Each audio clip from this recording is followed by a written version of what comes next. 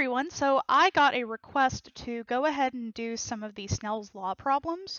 So what I'm going to be doing is taking some of the examples that we had on the worksheet, and I won't necessarily be doing those problems, but I'm going to be doing problems like them and using different numbers so that you can see how the process goes, and then you're able to figure it out on your own. So I'm going to go ahead and start with a type of problem like the first one.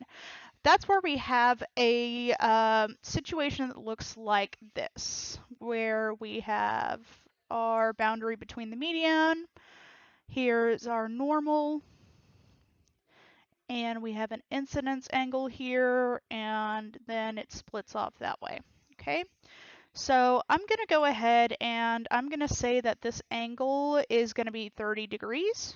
Okay, and I'm going to say that n sub 1, or the refractive index of the first medium, is going to be 1.6.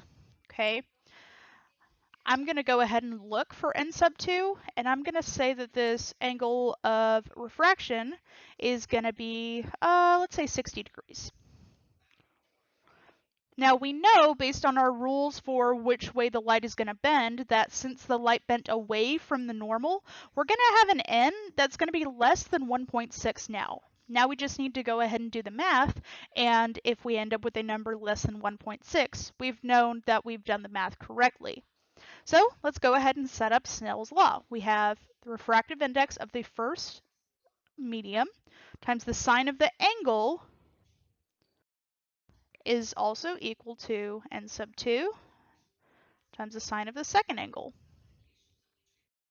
We're looking for this value right here, which must mean that we have everything else. So let's go ahead and plug everything in.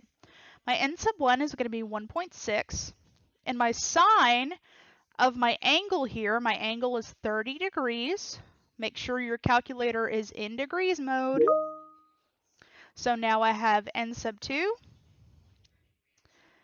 and I'm looking for, hi Taylor, I am looking for sine of the second angle, which is 60 degrees. Okay, so there we go. We've got everything set up. What you need to do now is you need to multiply the two variables where you've got everything filled out. And we see that we've got everything filled out on the left side of our equation there. So we're just going to go ahead and multiply 1.6 by the sine of 30 degrees. And I end up with 0.8 whenever I do that. I pick some good numbers. I'm just going to go ahead and rewrite the other part of the equation because I haven't done anything to it yet. Now what I can do is I can take the sine of 60 degrees and divide both sides by it to isolate n sub 2. And I'm going to have to move over to the other side, but that's okay. Okay, so we're going to take this, and this is going to be our answer, okay? But I'm going to move it over here so that we have enough room for you to be able to see it. So I'm going to take 0.8 and divide it by the sine of 60 degrees, and I end up with an N2 of 0.92. And this is also a unitless number. It's not measured in anything. It's just kind of a number that reflects how refractive that medium is. This doesn't make sense in real life.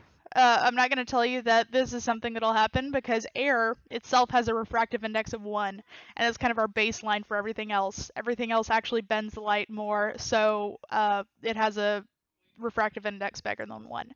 But that's an example of how to solve kind of one of the first problems where you were looking for one of the missing refractive indices. All right, now I'm going to go ahead and solve a problem that doesn't necessarily give us a diagram, but it asks us to solve for one of the variables in Snell's law. So I'm going to take this from the worksheet, but I'm just going to change some numbers around. So a ray of light traveling from air into crown glass strikes the surface at an angle of, I'm going to say that our angle is going to be 25 degrees. What will the angle of refraction be? So angle of refraction means that this is after the angle has, or after the light ray has passed through the second medium. So we're going to go ahead and take care of that. We know that we're looking for theta 2.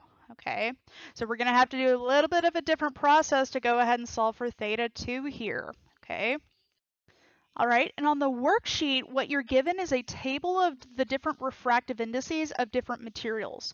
So since we're going from air, we started with air, so we go and look up the refractive index for air, and I see that it's 1. And it tells me it passes into crown glass. And if I look at the table, it tells me that the crown glass refractive index is 1.523.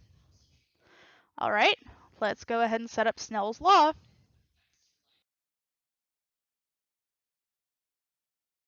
I have everything I need on the left side of the equation.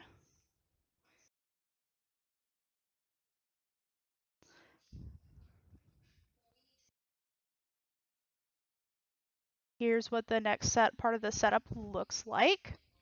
I have everything I need on the left side of the equation, so ultimately at this point, what I can do is I can go ahead and try and isolate the sine of theta 2, because 1 times the sine of 25 degrees is just going to be sine of 25 degrees.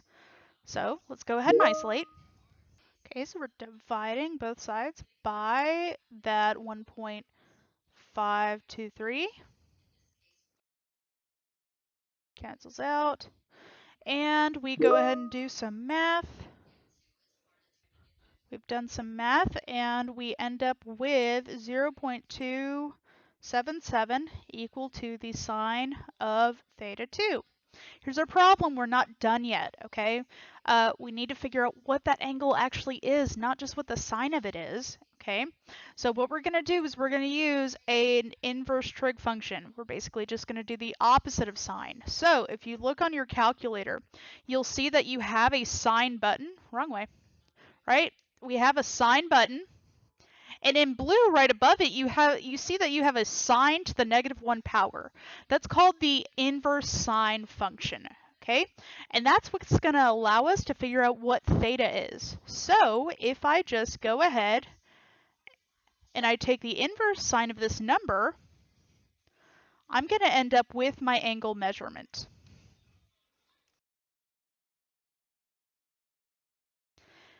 And I end up with a theta 2 of 16.08 degrees, okay? And that ultimately makes sense, and the reason why is because we're going from a refractive index that is lower to one that is higher. So that means that our angle is going to bend towards the normal, meaning our new angle is going to be less than the angle that we measured before. We see that 16 is definitely less than 25.